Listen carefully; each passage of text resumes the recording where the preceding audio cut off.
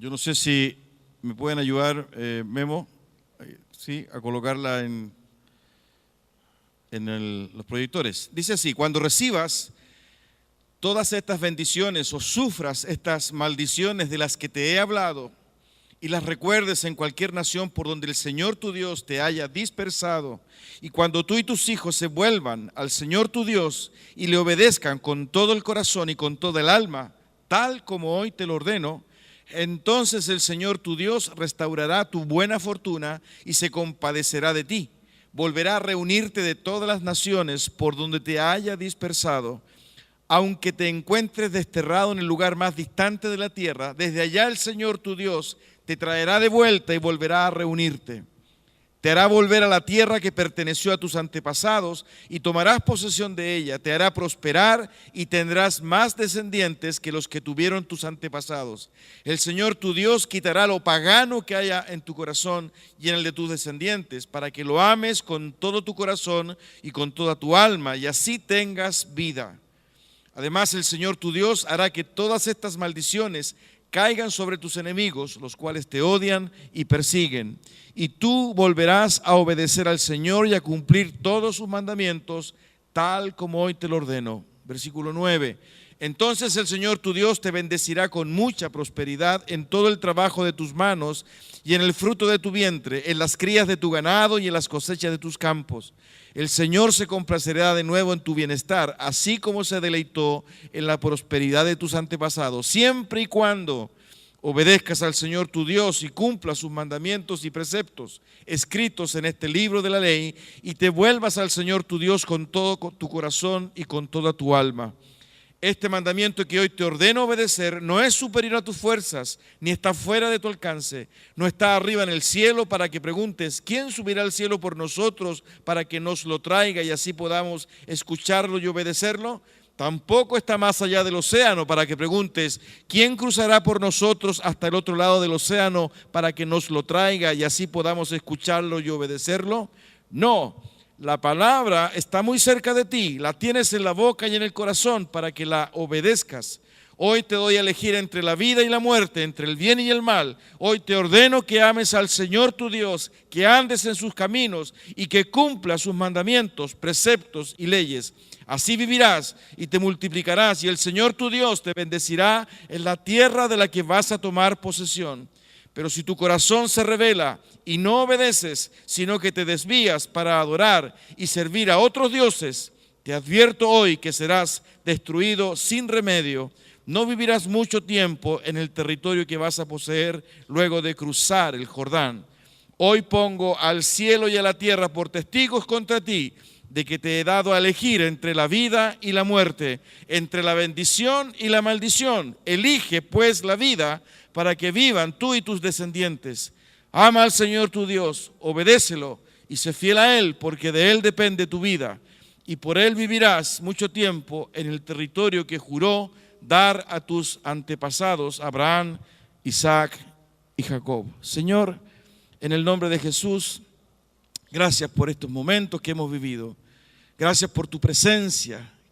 Es indubitable, Señor, que tú estás con nosotros, porque además, mi Dios, fue tu promesa. Ahora, Señor, nos acercamos a tu palabra y como siempre te lo rogamos, Señor, ayúdanos a entender. Abre nuestros ojos.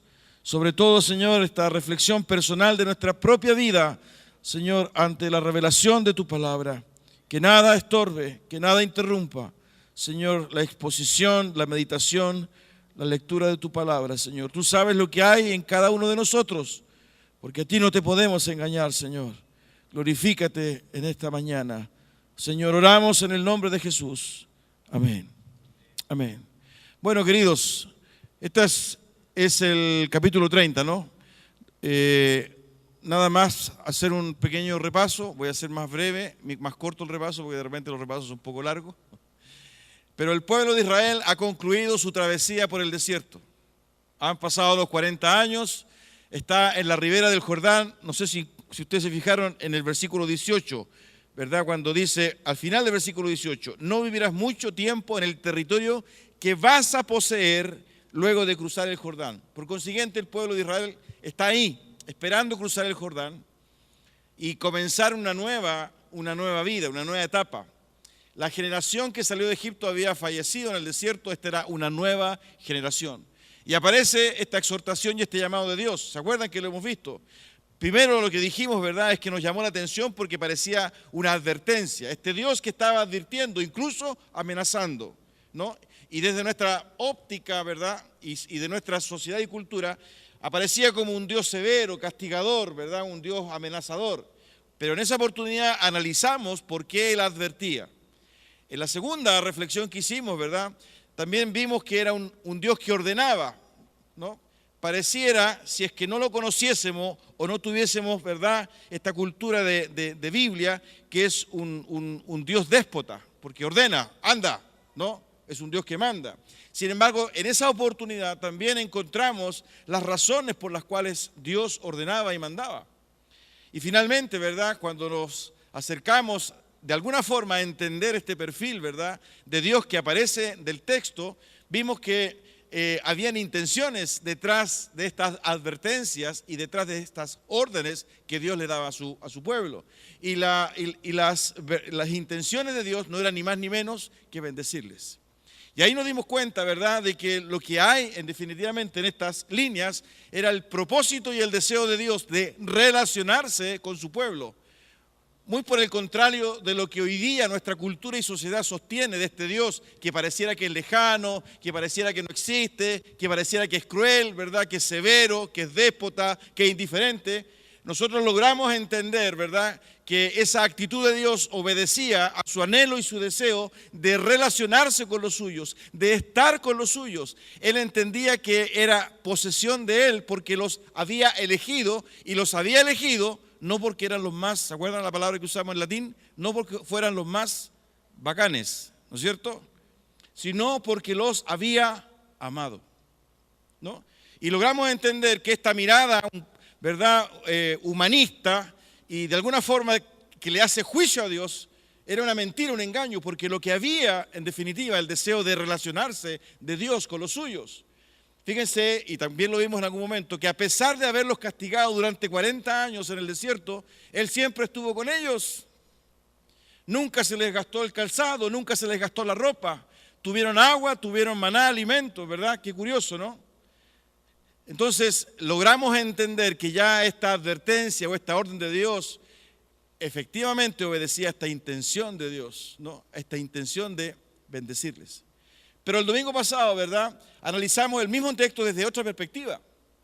Y dijimos, no sé si usted se recuerda, de que lo que también está implícito, y yo diría más bien explícito en el texto, es una respuesta que Dios espera de su pueblo.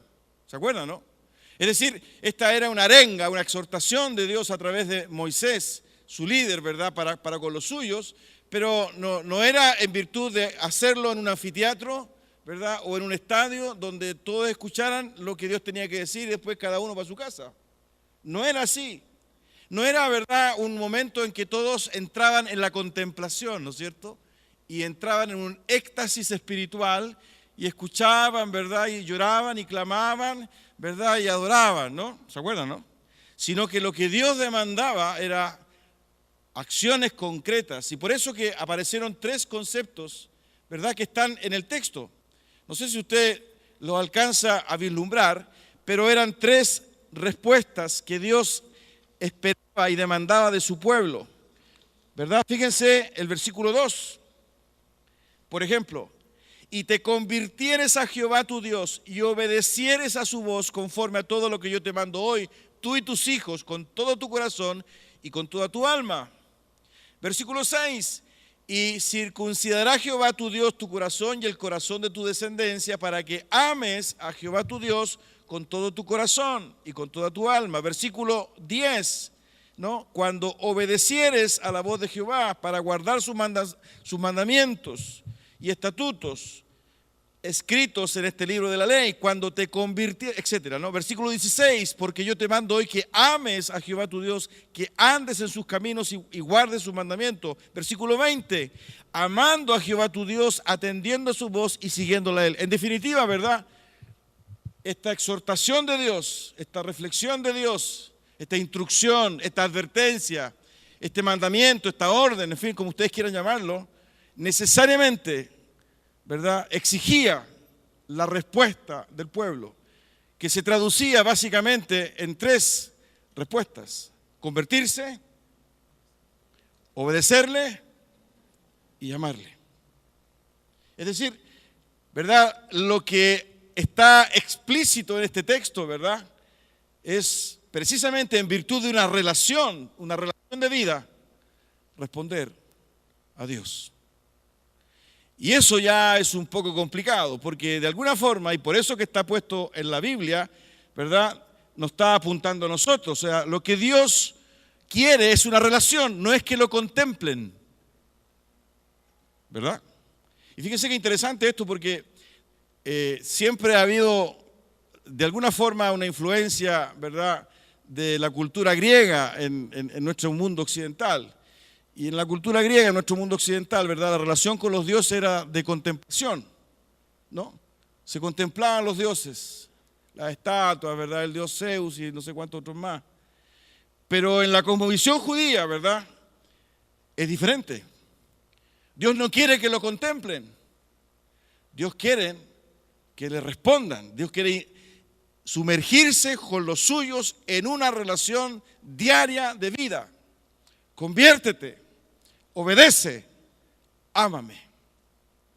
Por consiguiente, ¿verdad?, esta arenga y esta exhortación de Dios requería esa respuesta.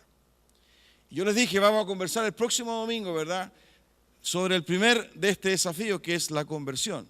Y hoy día quiero hablar precisamente un poquito de eso con ustedes, la conversión. ¿Qué habrá querido decir Dios a Israel en estas 2 ocasiones? Si usted se fija, está en el versículo 2 y está en el versículo 10. En el versículo 2 de Deuteronomio 30 dice: y te convirtieres a Jehová tu Dios y obedecieres a su voz. Y en el versículo 10, al final, ¿verdad?, después del punto y coma, dice: cuando te convirtieres a Jehová tu Dios con todo tu corazón y con toda tu alma. Convertirse. Y curioso, ¿no? Porque se suponía que era el pueblo de él, digamos. Es decir, este término es un vocablo en hebreo, shuv, que significa, no sé si usted se acuerda porque algo dije el domingo pasado, significa volverse. O significa alejarse, es decir, volverse de aquí, ¿no?, o alejarse de acá. Incluso este vocablo tiene un sentido de comenzar de nuevo. Es decir, lo que Dios le está diciendo a Israel, a los suyos, a pesar de que Él había estado con ellos durante tantos años, ¿verdad?, era esta crítica: regresen a mí, vuélvanse a mí. Incluso esta idea de comenzar de nuevo, comiencen de nuevo o comencemos de nuevo. Porque sin duda, ¿verdad?, y ante los ojos de Dios, el corazón de los chicos, me refiero al pueblo de Israel, estaba en otra. Y ese reclamo Dios le hace al pueblo de Israel, ¿no? En el fondo le está diciendo: retírense de donde están y vuelvan a mí. Fíjense que este término hebreo que les acabo de mencionar, en el fondo permite entender, ¿verdad?, de que lo que Dios le está pidiendo a Israel es el retorno. Es un acto espiritual, ¿verdad?, un acto íntimo del corazón de ellos, pero que necesariamente involucra el revertir, el retornar, ¿no? Muchas veces Dios interpeló a Israel, ¿verdad?, con este desafío: conviértanse. ¿Se acuerdan que el año pasado, no el 2014, el 2013, nosotros hicimos una jornada de oración y ayuno y acuñamos el verso que aparece en 2 de Crónicas 7:14, ¿no? Si se humillare mi pueblo, sobre el cual mi nombre es invocado, y oraren y buscaren mi rostro y se convirtieren de sus malos caminos, entonces yo oiré desde los cielos y perdonaré sus pecados y sanaré su tierra. Aparece de nuevo el concepto de la conversión. Y también, una vez más, ¿verdad?, hablando al pueblo de Israel. Pareciera ser, ¿verdad?, que el propio pueblo de Dios estaba lejos de Dios. los propios hijos de Dios, este pueblo escogido, amado por Dios, no estaban con Dios. Esa frase también la tomó Isaías, que posteriormente, ¿verdad?, es dicha por Jesús en el Evangelio, me parece que en Mateo, cuando Isaías dice, ¿verdad?, este pueblo está lejos de mí, ¿no? Por consiguiente, queridos, lo que Dios le está pidiendo a Israel es una paradoja que de alguna forma refleja que podemos estar, pero no estamos. Pareciera ser que estamos, pero en el fondo, en la intimidad, el corazón, ¿verdad?, está en otra.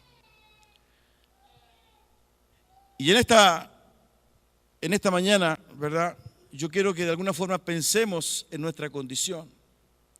Fíjense que este vocablo hebreo nos habla, ¿verdad?, de este acontecimiento espiritual que significa renunciar a uno mismo, renunciar, ¿verdad?, a mis prioridades, renunciar a mis motivaciones mundanas para orientar mi vida y para situarme bajo la dirección, la prioridad y la motivación de Dios en mi vida.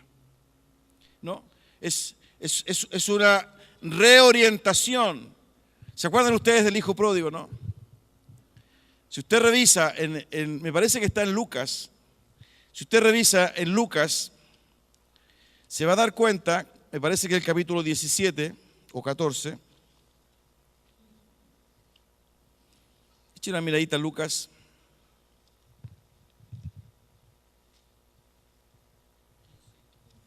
Lucas 15.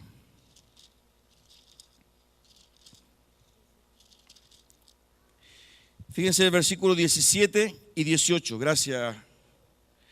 Lucas 15, 17 y 18. Y volviendo en sí dijo, ¿cuántos jornaleros en casa de mi padre tienen abundancia de pan? Y yo aquí perezco de hambre. La reflexión del hijo pródigo.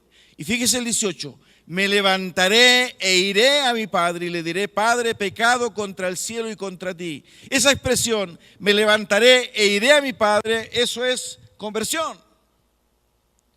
Esa es la reflexión personal en virtud, ¿verdad?, de una autocrítica y de una concepción de sí mismo y de una percepción de sí mismo, de entender que a pesar de tener una relación con su padre, porque seguía siendo hijo, estaba lejos, realmente lejos de la voluntad de su padre. Me levantaré e iré.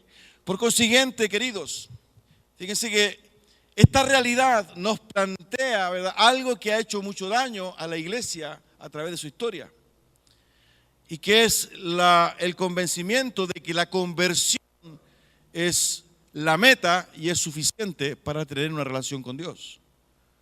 Levanten la mano, ¿quiénes son los que quieren recibir al Señor? Ok, entonces van a repetir esta frase. Y pareciera que ese instante es suficiente. Pareciera ser, ¿verdad?, esa conversión finalmente me hace estar en buena y en armonía con Dios.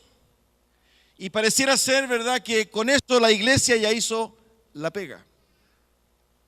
¿Cuántos convertidos hubo en el año? Y efectivamente, muchas veces llenan nuestras estadísticas.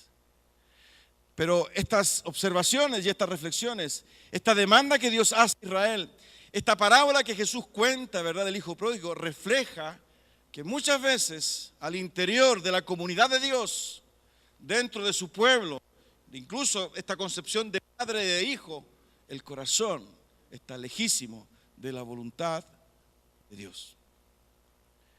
Y el resultado de eso, ¿verdad?, ha sido espiritualidad carnal o cristianos carnales, cristianas inmaduras, inmaduros, infantiles, que pululan de iglesia en iglesia, que practican religiosidad y espiritualidad sin mayor compromiso, que observan, ¿verdad?, desde la platea, lo que sucede en la iglesia, que fácilmente caen en la crítica y la murmuración, que no se quieren comprometer, ¿verdad? Y que siempre encuentran una mejor razón y una justificación para postergar el servicio, para postergar el compromiso, para postergar una disciplina en búsqueda de una comunión con el Señor. Porque solamente nos hemos quedado, ¿verdad?, en este aspecto que es la conversión. Lo que Dios le muestra a Israel en este texto, ¿verdad?, de Deuteronomio 30, es que la conversión es la puerta y es el inicio de una relación de vida que Él quiere tener con los suyos. Por consiguiente, la conversión teológica y bíblicamente hablando, ¿verdad?, es el medio que nos acerca a la meta final y última, que es una experiencia de vida y una relación de vida con Dios.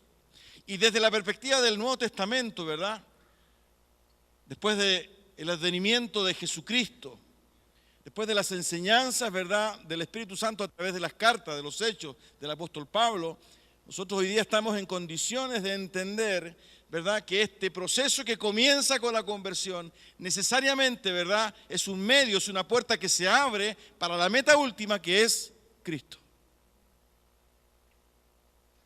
Por eso que lo que Dios le pide a Israel, conviértanse, ¿verdad?, en el fondo es vuelvan, comencemos de nuevo. Yo tengo expectativas de relacionarme con ustedes, les quiero bendecir, quiero que podamos tener una comunión, quiero que ustedes crezcan. Y ese modelo, ¿verdad?, que nosotros percibimos en este capítulo 30 de Deuteronomio, ¿verdad?, a lo largo de la Biblia y sobre todo en el Nuevo Testamento, en lo que son los evangelios, las enseñanzas de Pablo, se traduce finalmente en una vida en crecimiento para llegar a la madurez y a la estatura de Cristo. Miren, abra su Biblia en Efesios. Por favor, vaya a Efesios.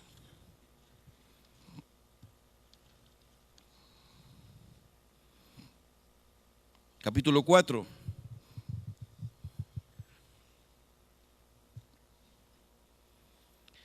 Versículo 11 y en adelante.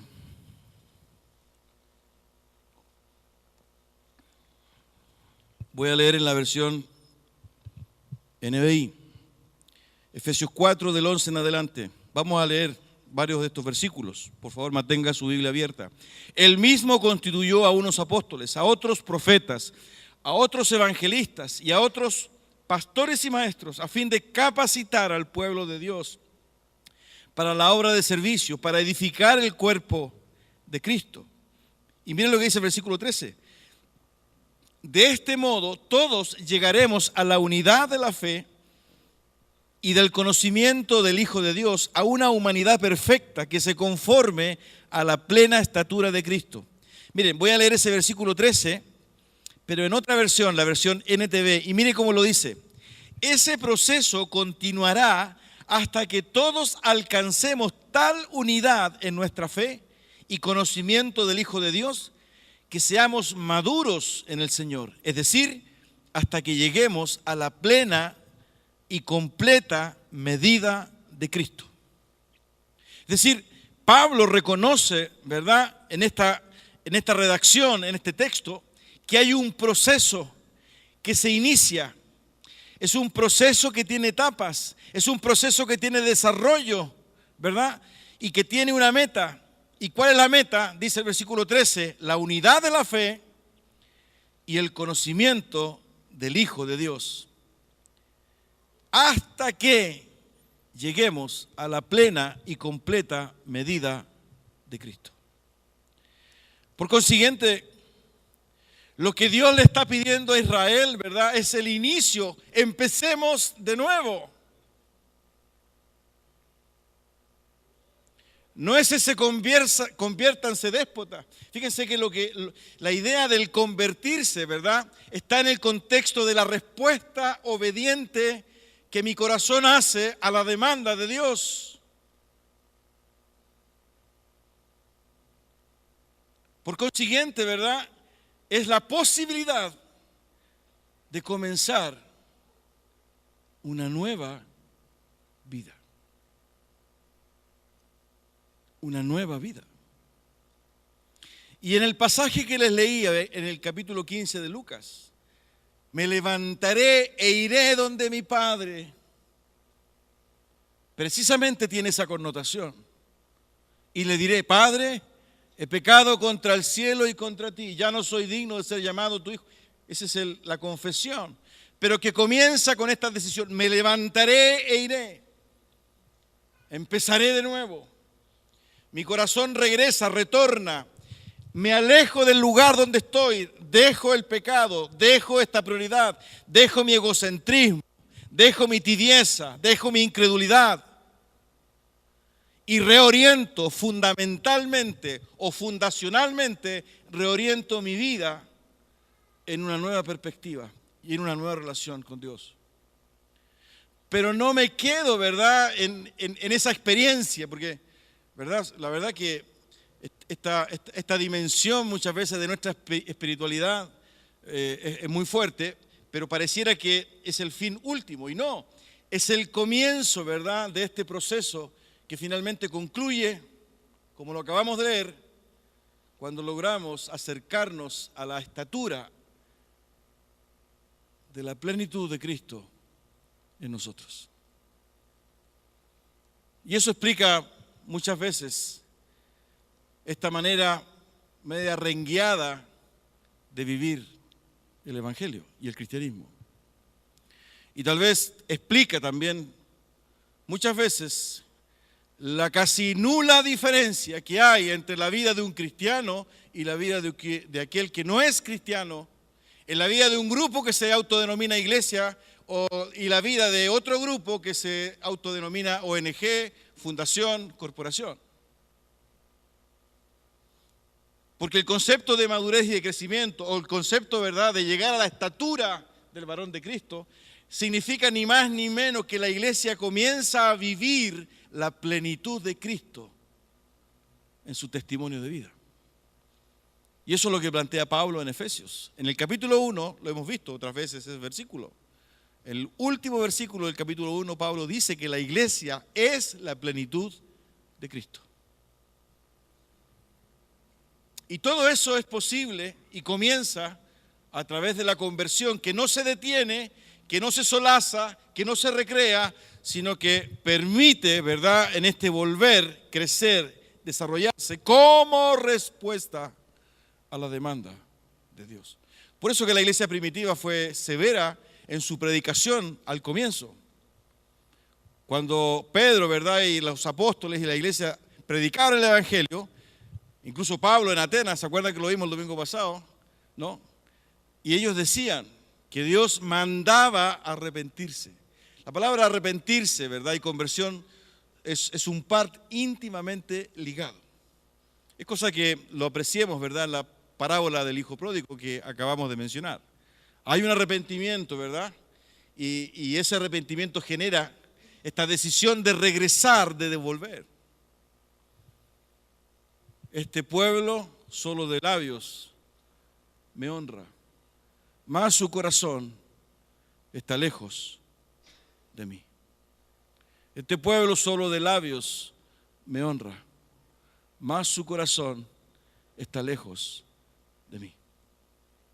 Jesús lo plantea y toma esas frases a partir, ¿verdad?, de la prédica o la predicación del profeta Isaías. Por consiguiente, queridos, hasta el día de hoy, esta demanda de Dios a su pueblo de Israel está absolutamente y plenamente vigente, porque lamentablemente pareciera ser, ¿verdad?, que la iglesia, su iglesia, aún no logra influenciar e impactar fuertemente la vida de otras personas. Y en ese sentido, nosotros que nos autodenominamos iglesia, necesitamos urgentemente hacer esta reflexión y esta autocrítica. ¿En qué se ha traducido nuestra convicción, nuestra creencia o nuestra conversión en Dios? ¿Estamos realmente en nuestra intimidad en nuestras prioridades, en nuestras motivaciones, reflejando, ¿verdad?, este señorío de Cristo en nuestras vidas, porque se trata de eso. Este acto de regresar y de volver, ¿verdad?, que necesariamente marca el comienzo de una relación nueva, de un sentido nuevo de vida, de un estilo de vida distinto, de un manejo de motivaciones y prioridades distintos. Realmente lo reflejamos hoy, cada uno de nosotros. Por eso, queridos, esta demanda que hace Dios a su pueblo de Israel, aún está plenamente vigente. Conviértanse, regresen, vuelvan a mí. Entonces,